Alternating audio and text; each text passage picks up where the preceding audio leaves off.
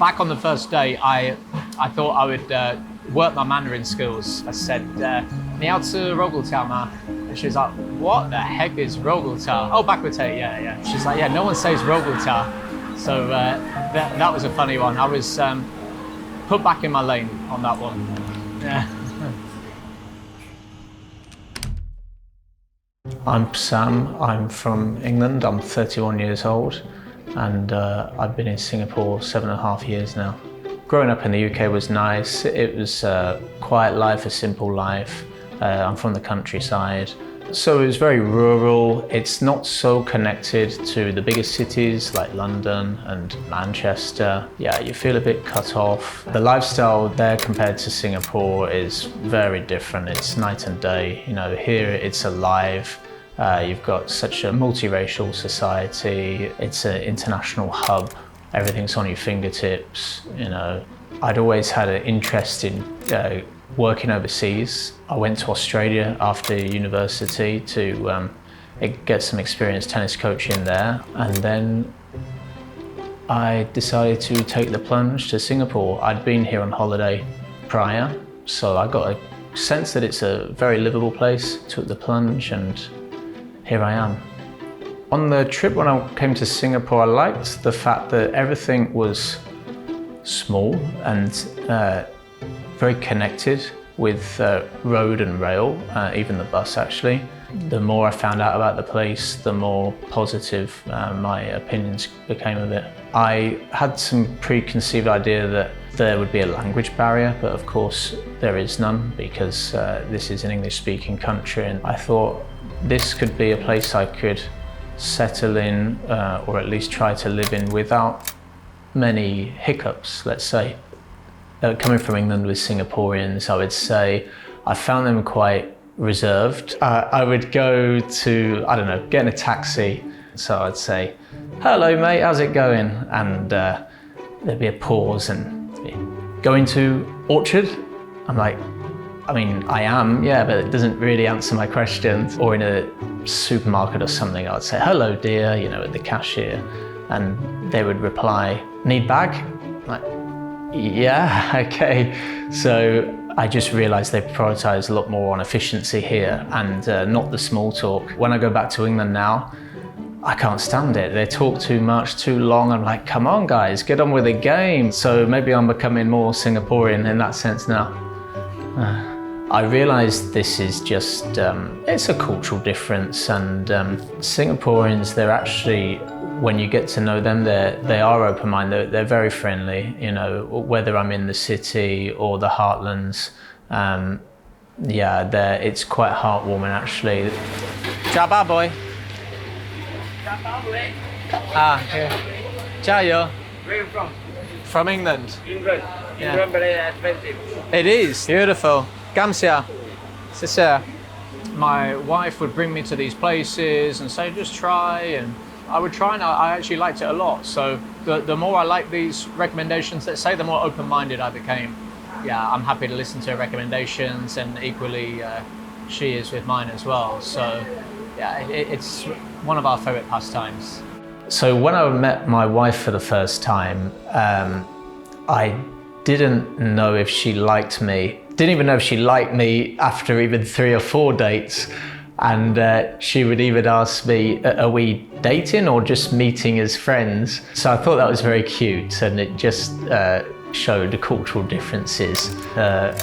Being more reserved coming from Singapore. There was some unexpected hiccups, let's say, that arose from the cultural differences. Planning the wedding, the cake for me is a formality at a wedding. You've got to have a cake, and I mean a real cake. My wife was like, we need a cake, we can't just have a cardboard one. I'm like, no, we're having a cake. And we did. We had our cake and ate it. We did have the tea ceremony, yeah, we did. So I was like, what is a tea ceremony? And that kind of like threw me off. We did one at the home of grandparents, Amar and Akong. And it's nice, you know, and what it symbolises as well. Our wedding was not a typical UK wedding, and it wasn't a typical local wedding. It was a mixture of the two, which is what we are as a couple. So that was quite fitting. There's a lot of things I like about Singapore. I really like the infrastructure here, the road and rail network, and I like that they're improving it all the time. I like the facilities as well, whether it's for tennis or swimming or football, the facilities are very good here. It's cliche, but the safety, just the fact that I can have a reasonably expensive bike, I can lock it up and it won't get stolen. If it did get stolen, the police would do their best to find that bike and resolve the crime. I've got quite a few books by the late great Lee Kuan Yew. I really enjoy reading those. I can relate to it, even though the things that are spoken of is before my lifetime, or certainly before I lived here. It creates a deeper appreciation inside me for what Singapore is, what it's come from in the past 50 over years, and what it's achieved in such a short time. I would certainly recommend them, just to give a greater insight and appreciation into this great city island state. Yes, sir. We're training hard. I've been coaching tennis for a decade now. So my job entails coaching tennis in a private or group setting. It's 6 days a week. Yeah, I love it. Coaching tennis in Singapore is hot. It's a lot more physically demanding. 2 hours here is the equivalent of doing maybe 3.5 to 4 hours in the UK. If I'm coaching even a 5-year-old girl here, I'm going to be breaking sweat. Like I've been playing a 5-set match in a Grand Slam. I've had some really great experiences coaching in Singapore. I really enjoy the diversity of the people I coach, whether it's the locals, the child trying to get into the direct school acceptance route. I coach people from all over the world here. Very exciting and also rewarding. I've actually made some great connections here. Some others have been outside of tennis. I actually met some of these in the most unexpected ways, whether you're just passing for a short time. Some have been neighbors, and over time, I'm lucky to say I've made some great friends here, which makes the experience of living here all the more enjoyable. It's quite heartwarming actually that everyone is very intrigued where I'm from, what am I doing here, how long I've lived here, that they quite like it if I speak some Mandarin or some dialect as well. They respond well to that.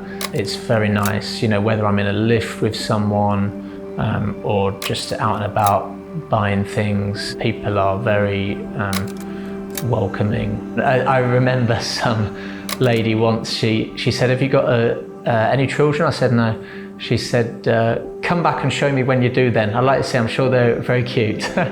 So that was very sweet, you know. It's just on the surface, they might appear a little bit reserved, let's say, at the start. Maybe you could compare it to the Durian, you know, hard on the outside and soft and tasty, depending on who you ask, on the inside, you know. So, or sweet is better, yeah. Dear younger self, starting in a new country may be scary and sometimes a little lonely. There are some moments of self-doubt whether this move would be the right choice. You may need to navigate the homesickness from time to time as well. But don't worry, it will be all worth it. You'll find your tribe, you'll find genuine people who care for you and vice versa. You'll find the love of your life, build a home and a family, and find your place in Singapore. There is so much to look forward to, and I'm excited for you to live through it. Yours sincerely, your older and wiser self, Sam.